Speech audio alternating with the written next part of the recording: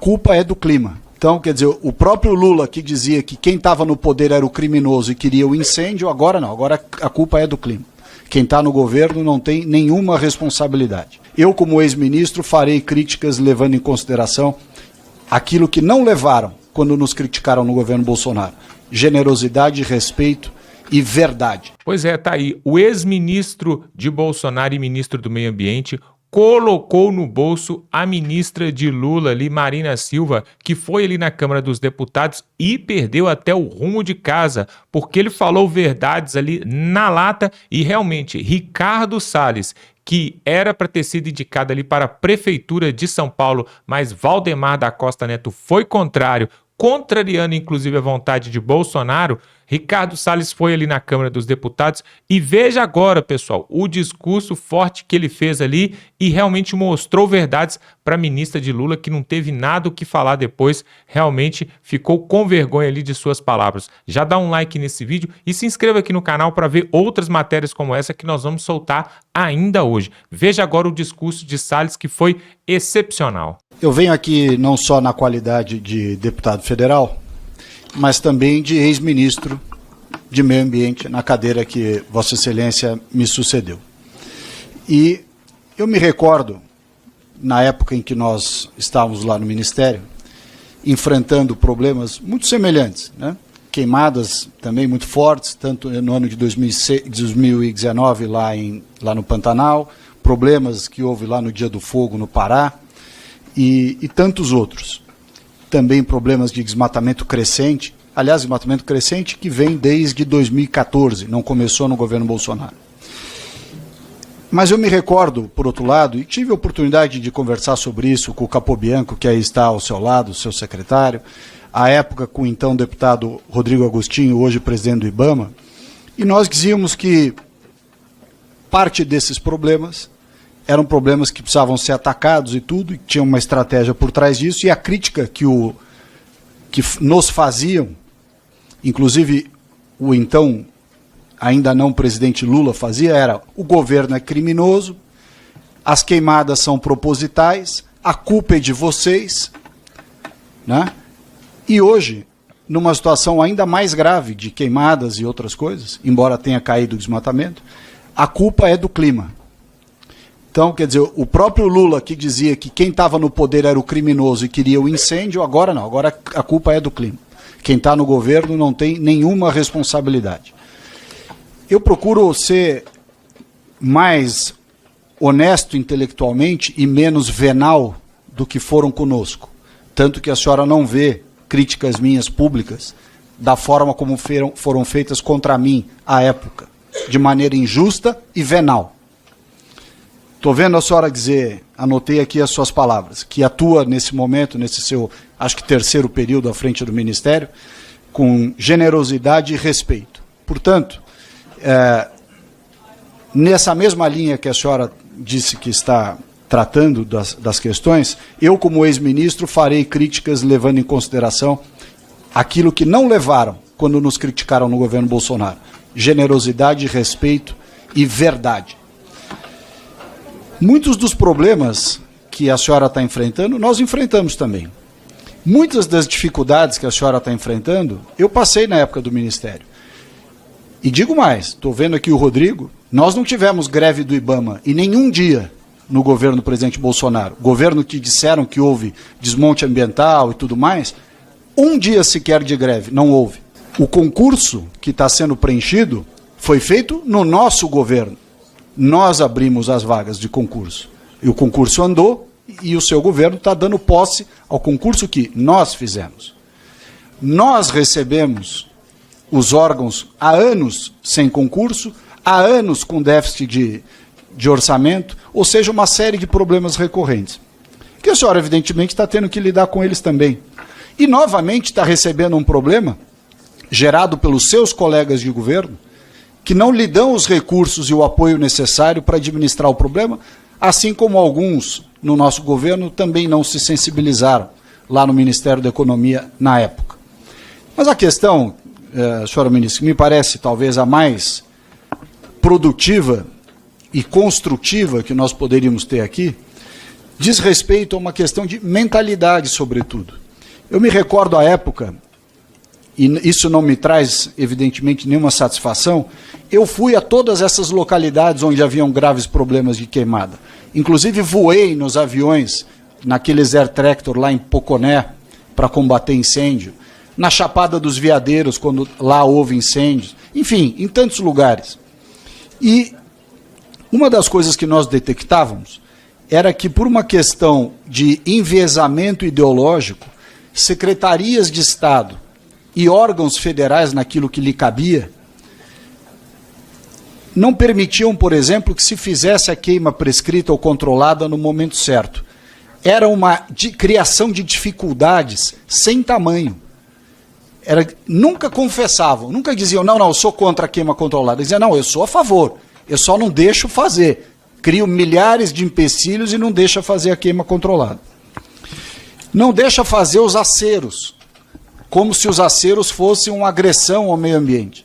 Os aceros são uma medida de prevenção. E os xiitas que ocupam, às vezes, esses órgãos, não deixam fazer.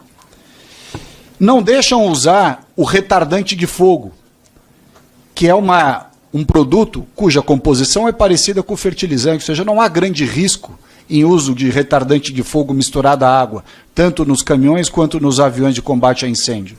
E não obstante, o xiitismo não deixa usar retardante de fogo.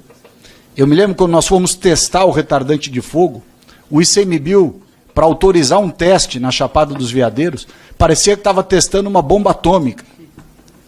Uma criação de caso, Capobianco, gigantesca.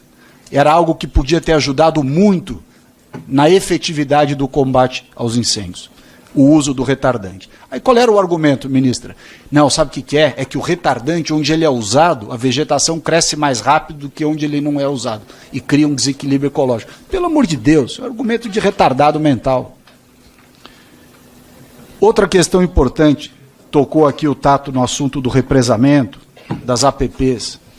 Chegou mais do que na hora de entender que nós devemos incentivar a retenção e o represamento de água nas propriedades em todos os locais. E para incentivar isso, não só regras que facilitam, mas regras que sejam equilibradas para a compensação ambiental daquela APP em torno do represamento. Está mais do que comprovado que represamento de água em propriedade rural, com APP desenhado em volta, mas não adianta desenhar um APP 20 vezes, 10 vezes o quanto foi suprimido. Isso é inviável, isso é absurdo. Você tem que desenhar uma APP ao lado da área que foi represada, do mesmo tamanho da APP que foi suprimida. E a visão xiita não deixa fazer isso. Não arromba, porque você faz o represamento e em volta você tem o APP. Isso é só quem não conhece fala esse tipo de coisa. Não é verdade. Ali não é represamento, ali é ocupação irregular, é outra coisa. As unidades de conservação, ministra, as 334 que tinham à época, não sei se foram criadas outras agora, pelo que eu me lembro, não tem nenhuma regularizada. E, portanto, todos esses conflitos, e que às vezes dão causa à retaliação, né, a pessoa coloca fogo, tal, etc., também decorre da não regularização das unidades de conservação. Ou seja, são tantos problemas. O não pagamento pelo serviço ambiental adequado àqueles que preservam APP e reserva legal. Quer dizer, são tantos assuntos, tantos assuntos. Nós podíamos aqui falar da regularização fundiária, que seria uma medida importante para identificar quem são aqueles que ocupam as áreas. E essa umbilical, intrínseca, quase que dogmática aversão à regularização fundiária, Tato. Isso é ruim, porque se nós soubéssemos quem são os proprietários dessas áreas, no mínimo o nome, o RG e o CPF para ser responsabilizado, nós teríamos. Automaticamente ele teria que preservar 80% na Amazônia. Vai usar os outros 20%. E aí nós temos uma discussão, de novo, dogmática, exagerada, que não respeita nem o Código Florestal. Porque o Código Florestal diz que na Amazônia a pessoa pode usar 20%. E a turma radical cria toda a sorte de empecilhos para não deixar usar nem os 20%. Aí a pessoa fica miserável e ela usa todos 100%. Ou seja, você empurra as pessoas para a miséria e aí elas simplesmente fazem aquilo que querem fazer. E só para concluir, senhor presidente, Eu vi esta realidade, ministra, na sua região. Eu fui a Chapuri, na reserva extrativista Chico Mendes, de onde a senhora começou a sua vida política. E eu, quando fui lá, a Chapuri, na reserva extrativista Chico Mendes, sendo o berço da sua trajetória ambientalista e política, achei, Capobianco, que eu fosse ser linchado pelos moradores. Mas, a contrário senso, Tato, a queixa dos moradores, dos extrativistas, da reserva extrativista Chico Mendes em Chapuri, a queixa era contra o ICMBio. A queixa era contra a visão da florestania. Porque essas pessoas vivem em absoluta miséria dentro da área extrativista, pedem há anos ao ICMBio para usar um percentual da Resex, que é a sua, que a lei lhe permite, já vou concluir, que a lei lhe permite, em piscicultura, em gado de leite, em café, e nem isso, Tato, lhes é autorizado. Resultado, vivendo na miséria, eles procuram qualquer forma de sobreviver. Tá aí, então, realmente um absurdo, né? A ministra de Lula, que realmente não está fazendo o seu dever de casa ali, a Amazônia, o Pantanal, está queimando muito mais. Aliás, o Brasil inteiro está tendo muito mais queimadas do que na época de Bolsonaro. E cadê os artistas? Cadê o Leonardo DiCaprio, que veio meter o bedelho lá atrás, veio falar de Bolsonaro e do ministro do Meio Ambiente? É uma verdadeira vergonha mesmo esse desgoverno que nós temos no Brasil. E por falar nisso, pessoal, olha só uma outra matéria que temos para mostrar aqui. Que absurdo! Se você ganha 2, 3 salários mínimos, até 5 mil reais, olha a surpresinha que o ministro Tachad, né, o ministro da Economia, traz aqui para você. É, para muitos brasileiros, na verdade, a maioria do povo brasileiro ganha até 5 mil reais. E olha só que novidade, né, que eles querem fazer aqui. Mas o Cleitinho, o senador Cleitinho, vai trazer uma boa notícia aqui e eu tenho certeza que isso vai ajudar, se entrar em vigor, né? Porque ali no Congresso Nacional as coisas são tudo barradas. Veja só que agora o que o Cleitinho tem para trazer é muito importante. Confira. Eu queria falar o seguinte, parece que o governo está com uma decisão aí, uma proposta, um estudo, de querer aumentar para o milionário pagar imposto de renda, né? Ô governo, eu vou dar uma sugestão para vocês aqui, para que a promessa de campanha que eu sou a favor, que aquele que ganha até 5 mil seja isento de pagar imposto de renda.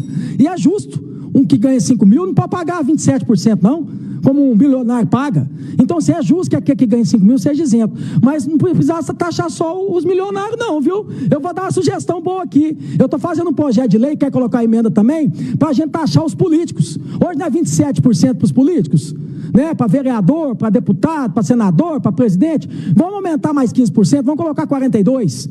Vamos colocar 42% de imposto de renda para político.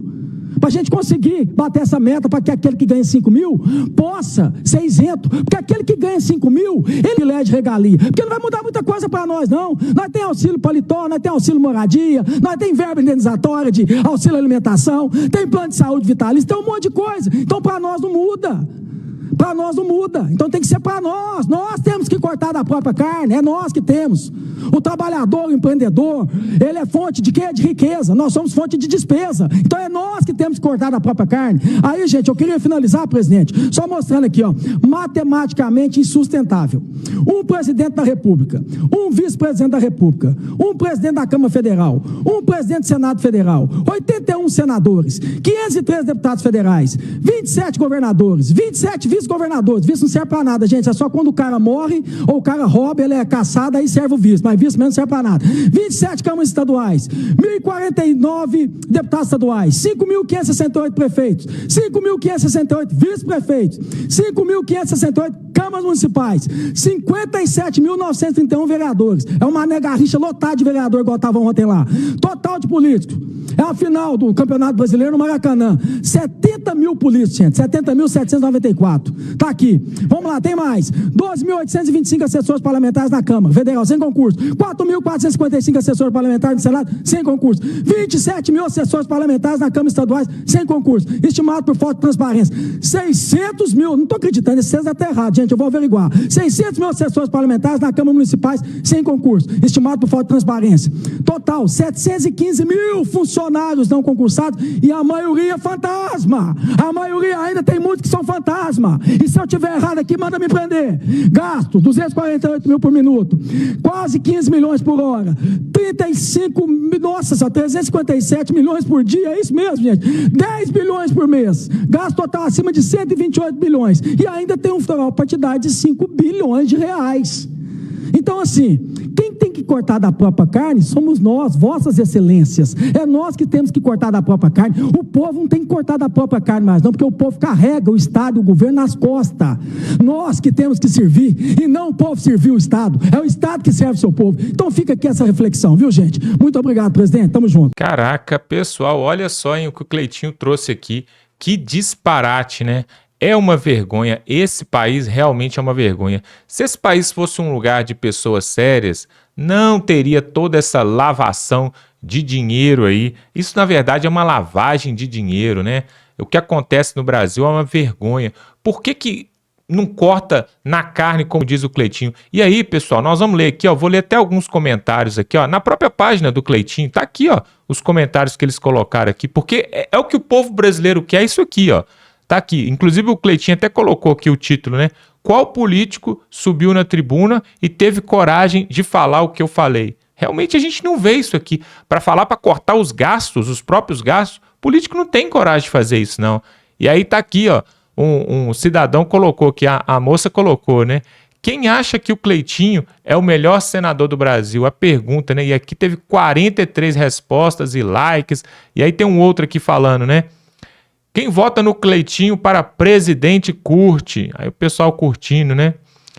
Esse é um dos meus, é brabo. Parabéns, você é o melhor. Trabalhador e empreendedor geram ativos e lucros. Políticos são passivos, só despesa.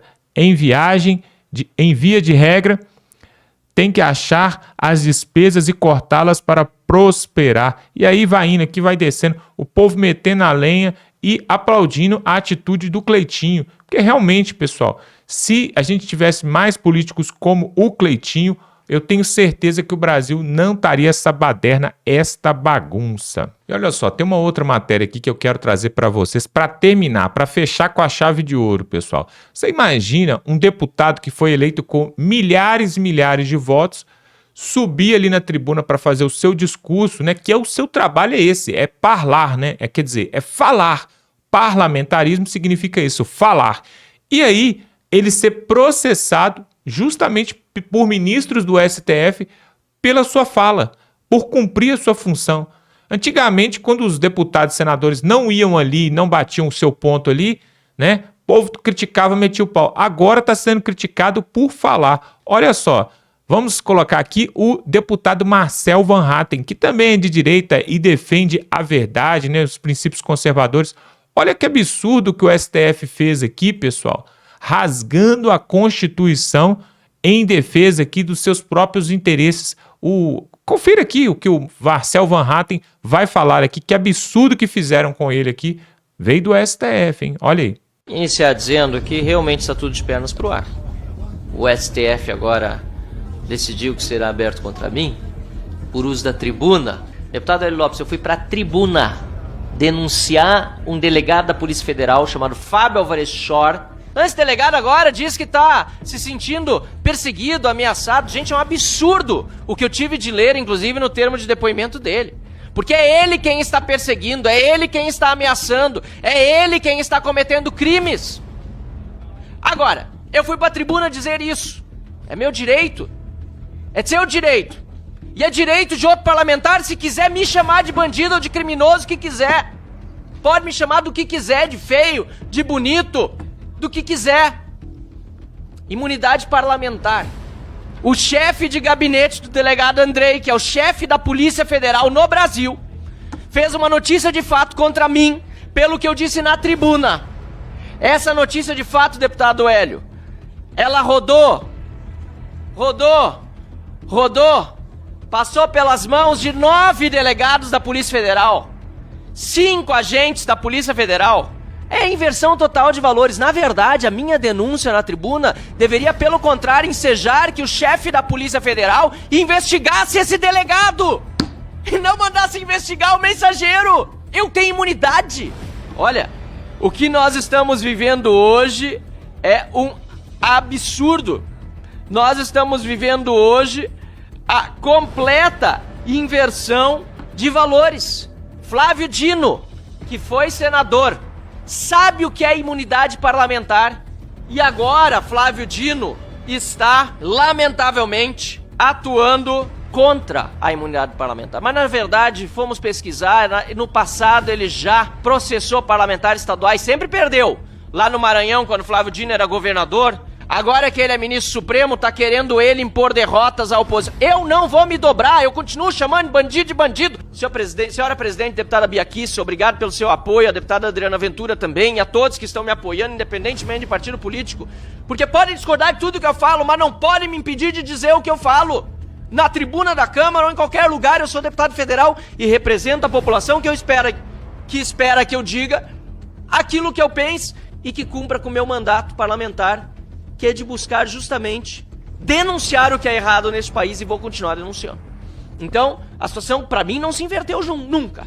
Eu nunca vou bater continência pra bandido. Eu nunca vou aceitar que um ladrão seja presidente da República sem dizer que ele só está lá por obra justamente daqueles que agora me perseguem, que agora querem me censurar. Eduardo Bolsonaro e Cabo Gilberto também, pelo que eu estou entendendo, estão com inquéritos por uso da palavra na tribuna nesse mesmo assunto. O que eu peço para todos esses que estão colaborando é que parem de colaborar com os abusos de autoridade. Parem de despachar documentos que cometem ilegalidades e inconstitucionalidades. Essa não é a função do servidor público. O servidor público tem de cumprir a lei, ainda mais o policial federal. Infelizmente, hoje estão protegendo dentro da corporação um bandido chamado Fábio Alvarez Shore, que está agora perseguindo deputados por falarem o que ele é, por quererem que ele pare de fazer esses abusos contra pessoas inocentes, como fez com Felipe Martins, como fez com outros brasileiros que não merecem essa perseguição policial. Ah, se a Polícia Federal voltasse aos tempos em que se combatia corrupção e criminosos, e não deputados e senadores que denunciam a corrupção e os criminosos. Muito obrigado, senhor presidente. Pois é, pessoal, olha só que absurdo, né? O deputado Marcel Van Hatten, ele está sendo ali indiciado e procurado e acusado ali pelos ministros do STF, em especial pelo Flávio Dino, amigo de Lula, só porque ele subiu na tribuna e falou ali, usando a sua imunidade parlamentar, na verdade, né? Ele chamou o Lula de corrupto, de ladrão, de ex-presidiário, só que isso é proibido hoje no Brasil, pessoal. Isso é proibido. Se você falar que o céu é azul, se você falar que a árvore é verde, é capaz de você ser processado aí e incorrer até no inquérito a seu respeito. Mas olha só aqui, pessoal, nós vamos mostrar aqui, olha que interessante aqui, ó, os comentários aqui, ó, na página onde o Marcel Van Hatten fez esse pronunciamento, na própria página dele, né? O mundo todo já sabe do golpe dessa esquerda comunista no Brasil. Tá aqui, ó.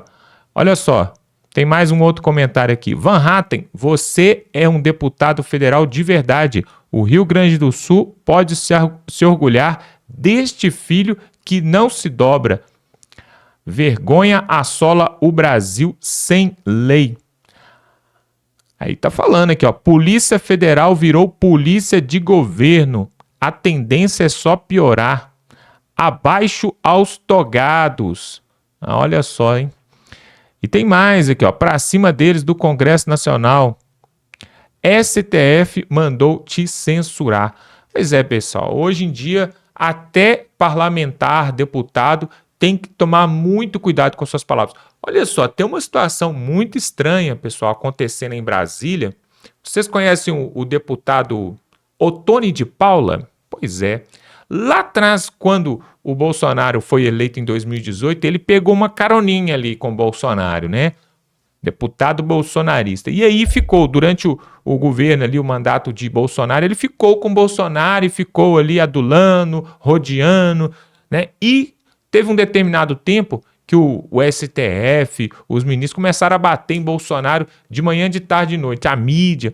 E o Otônio de Paulo saiu em defesa e se defendeu, e defendeu o Bolsonaro e fez aquilo tudo. O que aconteceu com ele?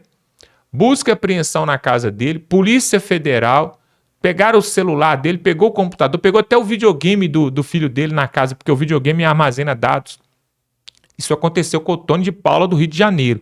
Depois que aconteceu toda essa perseguição, inclusive bloquearam as redes deles, Facebook, Instagram, YouTube, bloqueou tudo dele.